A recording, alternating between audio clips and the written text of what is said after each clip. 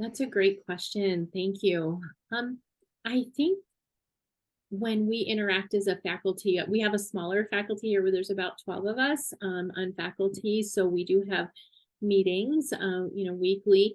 And often some of the faculty will say, oh my gosh, I can't get through, this content. I don't know how to get through this content overload that I think many of us are dealing with.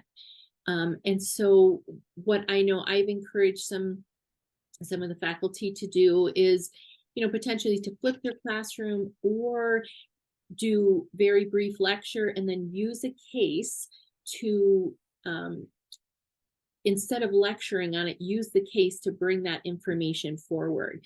So, I might do a very brief presentation. I'm going to use congestive heart failure. And then instead of me having a slide on the signs and symptoms, I might go, let's look at this case and see, and then let's all identify as a group, what are the signs and symptoms? And then I can add to that information. So I think that's how it has helped me so far, is when I have people faculty that might be a little bit more attached to lecture and not as much into case-based, is I trying to show the advantages of how doing a case can actually help you bring the knowledge forward in an application level where students will more likely remember it than just lecturing.